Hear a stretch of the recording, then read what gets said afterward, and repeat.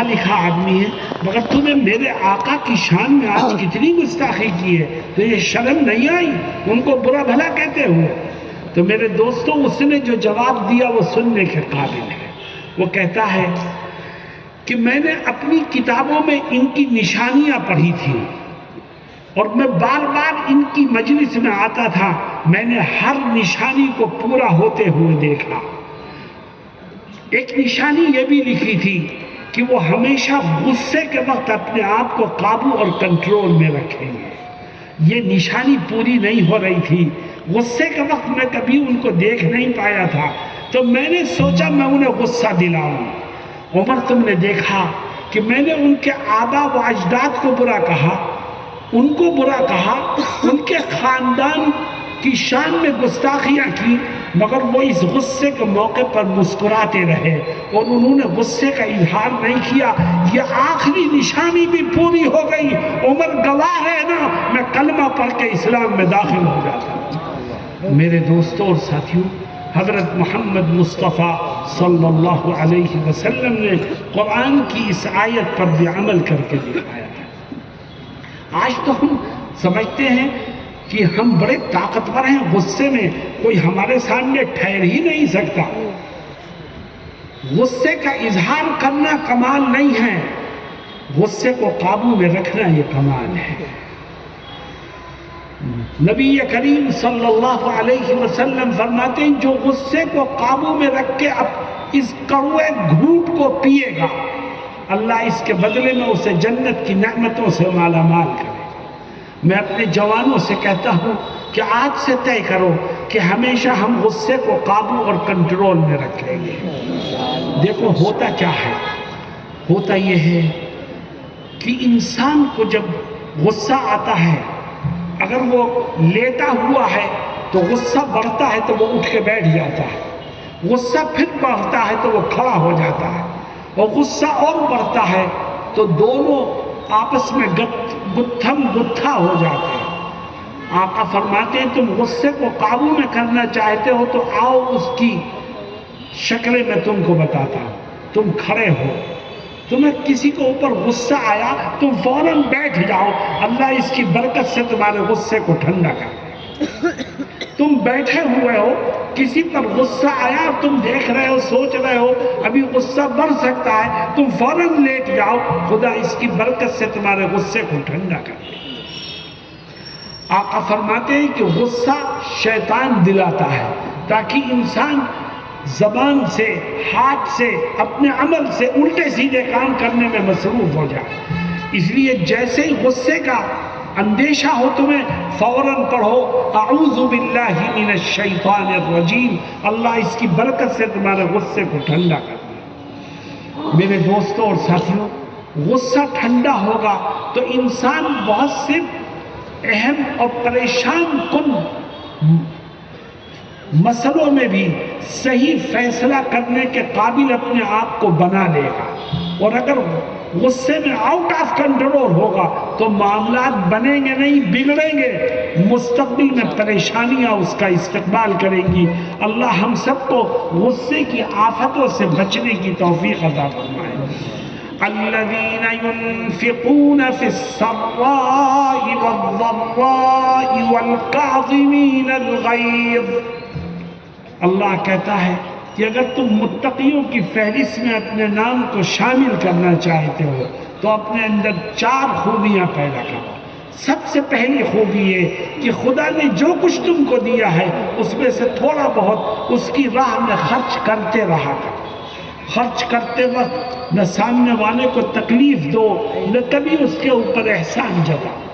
دوسری خوبی یہ کہ ہمیشہ اپنے غصے کو قابو اور کنٹرول میں رکھو۔ اور تیسری خوبی والعافین عن الناس واللہ یحب المحسنین، اللہ کہتا ہے اگر تم متقی بننا چاہتے ہو تو اپنے اندر ایک تیسری خوبی بھی پیدا کرو۔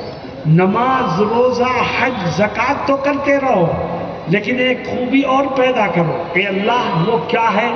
فرماتا ہے وہ خوبی یہ ہے کہ آج سے عہد کر لو کہ زندگی کے آخری سانس تک اگر کوئی مجھے نقصان پہنچائے گا، کوئی مجھے تکلیف پہنچائے گا، کوئی مجھے برا بھلا کہے گا، تو میں بدلہ لینے کے بجائے خدا کے لیے اس کو معاف کر دوں۔ جو خدا کے لیے معاف کرے اللہ متقیوں کی فہرست میں اس کے نام کو شامل کر دے۔ کتنے لوگ بیٹھے ہیں، ذرا اپنے سینے پر ہاتھ رکھ کے بتاؤ کہ ہم معاف کرتے ہیں یا بدلہ لیتے ہیں؟ میرے دوستوں اور ساتھیوں، بدلہ لینا کمال کی بات نہیں ہے، یہ تو جانوروں کی صفت ہے۔ معاف کرنا یہ شریف لوگوں کی عادت ہے۔ والعافین عن الناس، لوگوں کو معاف کرو۔ آج تم اللہ کے بندے کو معاف کرو گے، کل تمہارا خدا تم کو معاف کر دے گا۔ میرے دوستوں اور ساتھیوں، حضرت محمد مصطفیٰ صلی اللہ علیہ وسلم نے اپنی زندگی میں اس پر بھی عمل کر کے دکھایا ہے۔ دیکھو، ایک ہے تکلیف پہنچانے والے کو معاف کرنا۔ قرآن ایک قدم آگے بڑھتا ہے اور کہتا ہے صرف معاف کرنا ہی کافی نہیں ہے، معاف بھی کرو، اور اگر کبھی موقع ملے تو اس کی بدسلوکی کا جواب حسن سلوک سے دو۔ وَلَا تَسْتَوِي الْحَسَنَةُ وَلَا السَّيِّئَةُ ادْفَعْ بِالَّتِي هِيَ أَحْسَنُ فَإِذَا الَّذِي بَيْنَكَ وَبَيْنَهُ عَدَاوَةٌ كَأَنَّهُ وَلِيٌّ حَمِيمٌ۔ اللہ کہتا ہے برائی اور بھلائی برابر نہیں ہے، تم بدسلوکی کا جواب اچھے سلوک سے دو، برائی کا جواب بھلائی سے دو۔ اگر برائی کا جواب بھلائی سے دو گے اور برائی کے بدلے میں معاف کرنے والے بنو گے تو تمہارے خاندان کے جھگڑے خود بخود نمٹ جائیں گے، نہ تمہارے پڑوسیوں سے کوئی جھگڑا ہوگا، نہ خاندان کے افراد سے کوئی جھگڑا ہوگا، نہ آس پاس رہنے والوں سے کوئی جھگڑا ہوگا، کیونکہ تم معاف کرتے ہو اور برائی کا جواب بھلائی سے دیتے ہو۔ اے خدا، برائی کا جواب بھلائی سے دینا، اس کے لیے تو بہت بڑا دل چاہیے۔ میں نے ہمت کی اور میں برائی کا جواب اپنے اوپر ظلم کرنے والے کو اچھائی سے دے دوں تو مجھے ملے گا کیا؟ خدا کہتا ہے تو برائی کا جواب بھلائی سے دے تو میں کیا کروں گا؟ میں تیرے آج کے جانی دشمن کو، جو آج تیرا جانی دشمن ہے، میں اسے تیرا جگری دوست بنا دوں۔ دلوں کا مالک تو خدا ہے، وہ جب چاہے دلوں کے اندر سے نفرتوں کو نکال دے اور جب چاہے دلوں میں محبتوں کو پیدا کر دے۔ میرے دوستوں اور ساتھیوں، آؤ ہم بھی طے کریں کہ ہم انشاءاللہ بدلہ لینے کے بجائے صرف اپنے رب کی رضا کے لیے معاف کر دیا کریں۔ میرے آقا حضرت محمد مصطفیٰ صلی اللہ علیہ وسلم نے ظلم کرنے والوں، بدسلوکی کرنے والوں کے ساتھ کیا برتاؤ کیا؟ فتح مکہ کے موقع پر آپ حرم میں بیٹھے جا کے، وہ سرداران قریش جنہوں نے آپ کے لیے اور آپ کے صحابہ کے لیے ظلم و ستم کی انتہا کی تھی، حضرت بلال کے سینے پر گرم پتھر رکھ کر کے ان کو اذیتیں دی تھی، آپ کو ایک ایک قطرہ پانی سے ترسایا تھا۔ آج وہ سب سرداران قریش قیدی بنے ہوئے آپ کے سامنے کھڑے تھے، گردنیں جھکی تھی۔ آج ان میں اتنی قوت نہیں تھی کہ وہ محمد صلی اللہ علیہ وسلم اور آپ کے ساتھیوں کا مقابلہ کر سکیں۔ صحابہ ان کو پکڑ کے لائے، سب کے ہاتھ پیچھے بندھے تھے اور قیدیوں کی طرح کھڑے تھے۔ اب دیکھو آقا کیا کہتے ہیں، آقا فرماتے ہیں بتاؤ تمہارے ساتھ کیا کیا جائے؟ تو وہ کہتے ہیں اے محمد صلی اللہ علیہ وسلم، ہم نے بہت پاپ کیے، بڑے گناہ کیے، جو سزا بھی آپ ہم کو دیں گے وہ ہمارے گناہوں کے مقابلے میں کم ہوگی، مگر اے محمد صلی اللہ علیہ وسلم ہم چاہتے ہیں کہ ہمیں معاف کر دیا جائے۔ تو آپ کیا کہتے ہیں؟ آپ کہتے ہیں کہ آج میں تمہارے گناہوں کو، تمہارے مظالم کو ذکر کر کے تمہیں شرمندہ بھی نہیں کرنا چاہتا، جاؤ میں نے تم سب کو معاف کر دیا۔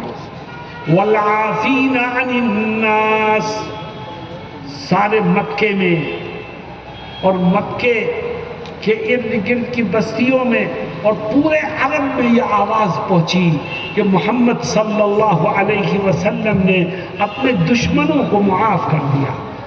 عرب حیران تھے، ان کے ہاں معافی کا کوئی خانہ نہیں تھا۔